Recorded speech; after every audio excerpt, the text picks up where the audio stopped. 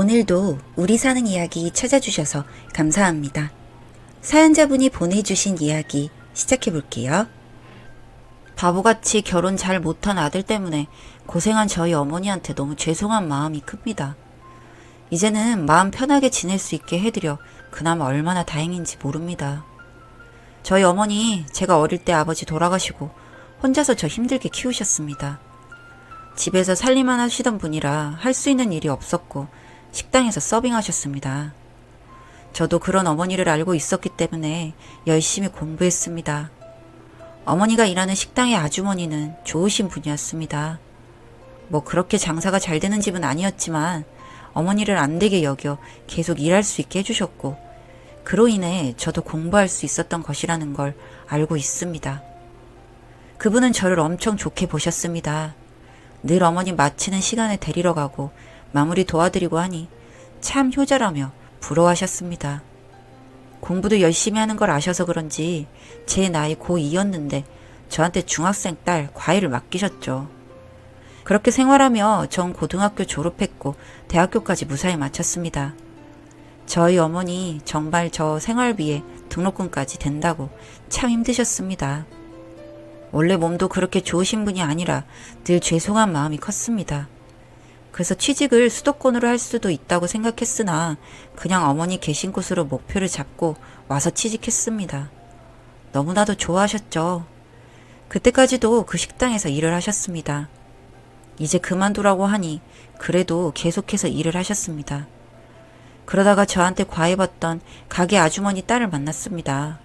아주 예쁘게 컸더군요. 오랜만에 만나 이런저런 얘기도 하고 친하게 지냈습니다. 연락처를 알게 되어 연락을 주고받다가 어느 순간 좋은 감정이 싹 터서 사귀게 되었죠. 너무 철없이 해맑은 사람이라 제가 끌렸는지도 모르겠습니다. 저는 나이가 많지는 않았지만 이때까지 살아오는 동안 늘 고민에 고민, 신경 쓰고 생각해야 할 부분들이 많아서 그런지 모르겠는데 너무 철없이 해맑은 사람을 보니 신기하기도 하고 좋았습니다. 그렇게 연애하다가 가게 주인 아주머니에게 걸려버렸는데 되려 좋아하셨죠. 철없는 애 교육 좀 잘 시켜달라고요. 이 철없는 여자는 저한테 결혼하면 안 돼? 안 돼? 자꾸 이러기에 제가 그때 생각을 잘했어야 했는데 저도 좋은 마음에 그러면 되지 했습니다. 제 인생에 거의 최초로 별 생각 없이 지른 일 중 하나입니다. 그렇게 결혼을 하려 하니 주인 아주머니는 탐탁치 않아 하셨습니다. 사귀는 거야 그냥 연애니까 그렇다 쳐도 결혼까지 하는 건 좀 그렇지 않냐면서요. 저희 어머니 본 세월도 긴데 사돈이 되기에는 좀 그렇다 하시면서 회피하시려고 했지만 딸이 막무가내로 결혼한다고 설쳐대니 당할 재간이 없었는지 결국 허락하셨습니다. 그때부터가 비극의 시작이었습니다. 제가 너무나 잘못한 거죠. 저희 어머니 혼자 사셨기에 무조건 같이 살아야 한다고 말했고 철없는 아내도 그러면 되지. 재밌겠다 같이 살면 했습니다. 처음엔 고마웠습니다. 그런데 고마운 것이 아니었습니다. 어릴 때부터 자기 가게에서 일하던 사람이 시어머니가 돼서 그런지 호칭부터가 처음엔 삐걱거렸습니다.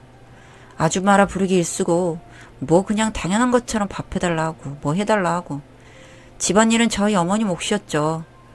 제가 결혼하고 나니 더 이상 그 집에선 일할 수 없었기에 그만두기는 하셨지만 집에서 가정부 노릇하셨습니다. 본인의 양말이나 속옷까지도 어머니 빨래하시는 걸 보고 제가 그러지 말라고 계속해서 말했지만 고쳐지지 않았습니다. 하는 김에 빨래하는 건데 왜 그러냐고요. 그래서 주변에 결혼한 친구들 있으면 좀 물어보고 해라. 누가 시어머니한테 이런 식으로 하냐고 성도 내봤습니다만 뭐 시월드 그런 거 시키려고 하는 거냐며 저한테 되려 화냈습니다. 나는 시집살이 할 생각 없고 그냥 어릴 때부터 봐왔던 편한 분이라 그냥 그렇게 지내려고 하는데 왜 자꾸 시어머니 며느리 이렇게 선 그으려고 하냐고 되려 저를 이상한 사람을 만들었죠. 아니 그렇게 편하게 지내고 싶으면 본인도 본인 할 일을 해야 하는데 집에서 놀면서 매니큐어 바르며 뭐 갖다 달라 뭐 해달라 하는 꼬라지가 진짜 두고 볼 수가 없을 정도였습니다. 그렇게 슬슬 제 안에 분노가 차오르고 있는데 더 열받는 일이 생겼습니다. 장모라는 사람이 사돈을 불러서 일 좀 하라고 시켰더군요. 정말 이건 아닌 것 같았습니다. 알고 나서 찾아가 말했습니다. 이건 진짜 아닌 것 같다고 하니 한평생 여기서 일했고 일손 모자라서 도와달라고 한 거 뭐가 어떠냐는 식이었습니다. 일당 주고 알바 쓰는 건데 사돈도 좋다고 했고 문제될 거 있느냐고요. 그러기에 이제 어머니 집에서 좀 쉬시면서 살게 해드리려 하는데 집에서 땡땡이 밥부터 빨래까지 해주신다. 근데 밖에까지 나와서 또 일하셔야겠냐 하니 나도 지금 쉬지 못하고 일하는데 좀 일하면 어떠냐. 그리고 너희가 어떻게 그렇게 사는데 나한테 이러느냐고 하시는데 그냥 학을 뗐습니다. 그냥 본인들이 우위에 있다고 생각 자체가 박혀있는 것 같았습니다. 다 고마운데 사람 밑으로 보지 말으시라 하고 일어섰습니다. 갈등이 깊어지고 이 철없는 여자도 그냥 제가 좋아 결혼하기는 했는데 지 친구들이랑도 놀고 싶고 놀러 가고 싶고 뭐 이런 철없는 여자였습니다. 조금씩 행동이 변하더군요. 나가서 노는 일이 잦아지고 술을 먹고 들어오질 않나. 다음날 해장국 끓여달라고 시어머니 시키지 않나. 진짜 눈뜨고는 볼 수 없는 지경이었습니다. 그냥 아직까지 결혼이란 걸 하면 안 되는 사람이었는데 그냥 그때 당시 지 친구들도 하나둘 결혼하니 유행처럼 나도 해야지 하고 한 여자 같았습니다. 전혀 준비가 안 되어 있는 상태였고 어른이라는 생각이 안 들었죠. 계속 그렇게 지내니 지 엄마한테 말했는데 장모님이 절 또 불렀습니다. 둘이 같이 가니 앉혀놓고 자네 진짜 땡땡이한테 잘해야 한다. 누구 때문에 그렇게 사나. 그리고 그 집 없는데 내가 도와준 게 얼마인가. 혼자 돈 번다고 유세하면 안 된다. 요즘 세상에 시어머니 모시고 사는 여자가 어디 있냐 등등 진짜 듣기 싫은 말만 골라서 하더군요. 그러면서 사람 됨됨이가 잘된 것 같아 결혼시킨 거지 시집살이 시키려고 결혼시킨 거 아니다. 그런 거 할 거였으면 결혼도 안 시켰다고 하더군요. 옆에서 그거 들으며 우쭐해서 있는 모습 보니 열불이 터졌습니다. 그러던 어느 날 제가 진짜 참을 수 없는 일이 일어났습니다. 주말이라 저도 집에서 좀 쉬고 있는데 밖에서 뭐가 시끄럽게 나가보니 어머니가 아파트 음식물 쓰레기통에 음식물 버리러 가시다가 그 국물이 지 신발에 좀 떨어졌나 봅니다. 그거 보고 난리를 치더군요. 도대체 이게 뭐냐고. 제대로 하는 게 없다면서 성질을 내는데 저희 어머니는 또 바보처럼 내가 깨끗이 빨 테니 걱정 마라 하고 계시더군요. 그랬더니 이런 거는 세탁소 밖에서 빠는 건데 어찌 빠냐며 세탁소에 갖다 맡기라 하고 소파로 휙 가더군요. 진짜 보는데 너무 화가 나서 도저히 참을 수가 없었습니다. 엄마 방에 좀 들어가 있으라 하고 소파로 가서 따졌습니다. 도대체 어디서 배운 버리장머리기에 시어머니한테 이딴식 행동을 하냐고 다그치니 또 시작이냐면서 그만 좀 해라 하더군요. 당장 죄송하다라고 하니 어머님이 잘못했는데 내가 뭘 잘못했냐고 뻗대기에 그냥 너는 도저히 안 되겠으니 갈라서자 했습니다. 어머니 나오셔서 그만해라 하시는데 그것도 싫었습니다. 넌 진짜 구제불능이 할 줄 아는 것도 없는 게 뭐 그리 잘났다고 이러는지 모르겠다. 너 같은 거랑 살면 굶어 죽기 딱 좋겠다 소리 지르니 질질 짜더군요. 그날 밤에 또 장모님 전화 오셔서 보자고 하시길래 보려면 장모님이 오십시오 하고 끊으니 동네로 와서 전화 왔습니다. 나가니 이혼하자는 거 맞냐고 물으시기에 네 이혼하겠습니다 했습니다. 그랬더니 사람 살려놨더니 이제 와서 이러냐고 뭐라 하시기에 정당한 대가 받고 일하셨는데 누가 누굴 살립니까? 하니 기가 차 하시더군요. 결혼한 지 얼마 안 됐지만 제가 아파트 빚 갚고 있고 보태주신 돈 다 돌려드릴 테니 이혼한다고 했습니다.